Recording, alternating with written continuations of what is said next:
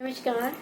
मैं Suman Bansal, tarot card reader, angel card reader, magnified healer, reiki master, जीवो angelic healer आप सबका अपने शो में हार्दिक स्वागत करती हूँ।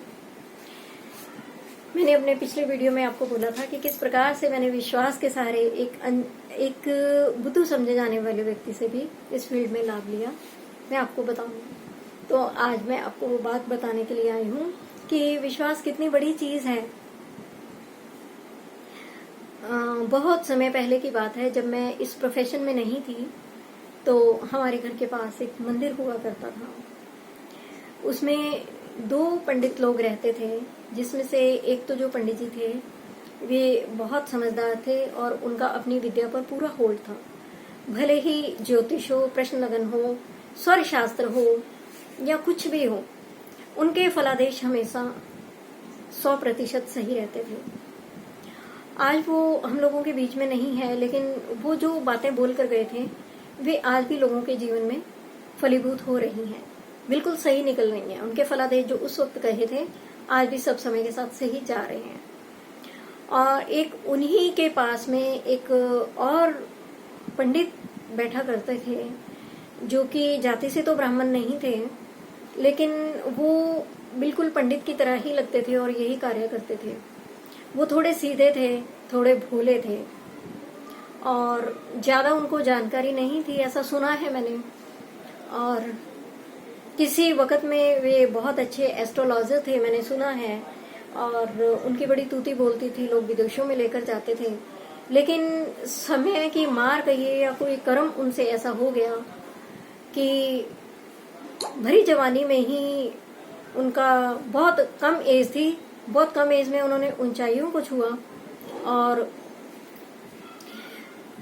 अचानक कोई घटना ऐसी घटी कि उनका एक्सीडेंट हुआ। एक्सीडेंट हुआ तो उनके ब्रेन में ऐसी चोट लगी कि जो ज्ञान था, जो बुद्धि थी, जिसके बल पर वो पूजे जाते थे, वह नष्ट हो गया। अब उनको सभी झल्ला पंडित बोलते थे, क्योंकि फिर वो थोड़े चाइल्डिश हो गए थे।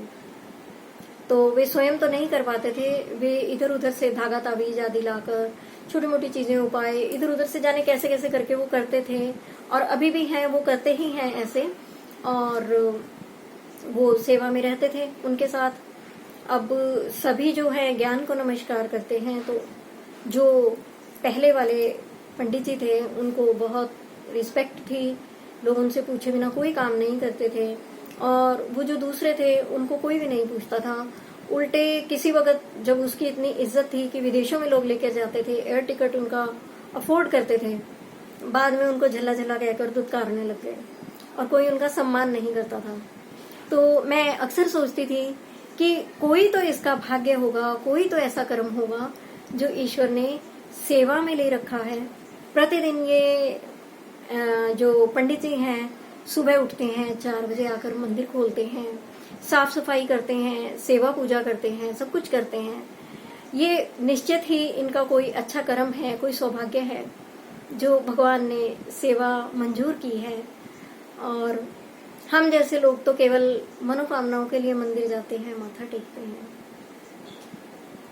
अक्सर मैं भी उन्हीं पंडित जी से, जो कि समझदार थे, उन्हीं से सारी राय लिया करती थी।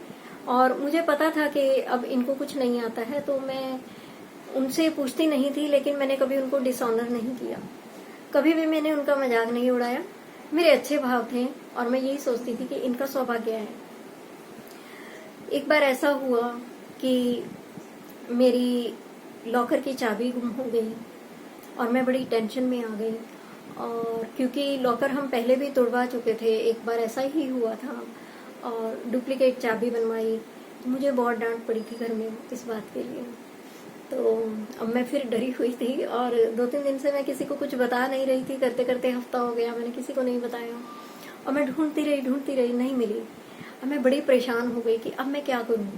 तो अचानक मुझे ख्याल आया और मैं मंदिर गई। तो मैंने जब वहाँ पंडित जी से पूछा तो पता लगा कि जिनसे सभी पूछते हैं वो वाले तो गाँव गए हुए हैं। अब गांव से कब आएंगे कोई नहीं जानता था, लेकिन मुझे तो चाबी अभी चाहिए थी, क्योंकि बहुत दिन हो गए थे घूमे। पता लगता तो डांट पड़ती। तो मैंने 2 मिनट के लिए आंखें बंद करके अपने इष्ट का आवाहन किया और मैंने प्रार्थना की कि हे प्रभु, ये तो सीधा साधा है, इससे तो शायद कुछ भी नहीं पता होगा, आप ही इसके मुख से मेरे लिए कुछ बोल दीजिए। तो मैंने उसे बड़े प्यार से पूछा, मैंने कहा पंडित जी एक बात बताइए। तो उसने पूछा कि हाँ जी बोलो। बड़ा खुश हुआ, तो बोला कि हाँ जी बोलो। तो मैंने कहा भी ऐसे ऐसे मेरे साथ ये प्रॉब्लम हो गई है और आप क्या कहते हैं। तो उन्होंने आंख बंद करके 2 मिनट के लिए आंख बंद की और मुझे आंख खोल के बोलते हैं कि आप घर जाओ और जहां पर जाकर आप सबसे पहले हाथ मारेंगे, जहां पर भी आप देखेंगे आपको वो चीज मिल जाएगी वहीं पर। मैं बड़ी हैरान हुई और सोच में पड़ गई, ऐसा भी होता है क्या। इन्होंने तो ना पंचांग देखा, ना कोई ग्रंथ उठाया, ना कुछ किया, केवल आंख बंद की और बोला। तो फिर भी मैंने उनको धन्यवाद बोला और मैंने कहा पंडित जी अगर मेरी चाबी मिल जाती है तो मैं आपका मुंह मीठा कराऊंगी क्योंकि डांट बहुत पड़ने वाली थी मुझे उस दिन। तो मैं आई घर पे और मैं लेट गई और मैं सोचती रही। 5-7 मिनट के बाद मैं उठी, जाने क्या सोचकर मैंने अलमारी खोली तो उस जगह पर जहां पर मैं हर रोज देखा करती थी और डेली वहां से मैं कपड़े भी उठाती थी, सामान भी उठाती थी, उस वक्त जब मैंने हाथ मारा तो सबसे ऊपर वह चाबी ही पड़ी थी, मानो किसी ने लाकर रख दी। टॉप पर चाबी पड़ी थी।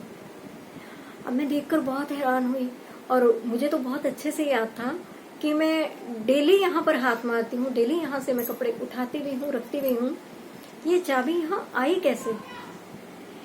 और फिर मुझे ये बात अच्छे से समझ आ गई कि मेरी श्रद्धा और मेरे विश्वास का मान रह गया। तो देखिए, मैं आपको अपनी पिछली वीडियो में इसी बात को समझाने की कोशिश कर रही थी कि श्रद्धा, विश्वास और रिस्पेक्ट हमेशा आपको लाइफ में पे करेंगे। आप विचलित मत होइए और बचपना मत कीजिए। आपको एक दिन आएगा जब सभी भविष्यवाणियां, जब आप ये बात समझ लेंगे, फॉलो करेंगे, दिमाग में बिठा लेंगे, झल्ले से झल्ले की भविष्यवाणी भी आपको फलीभूत होगी।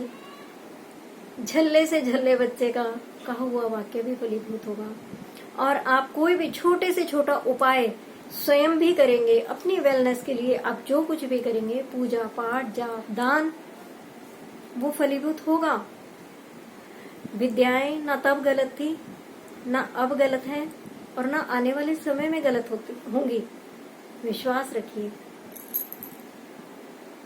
अगर कुछ गलत कहा हो तो क्षमा करना।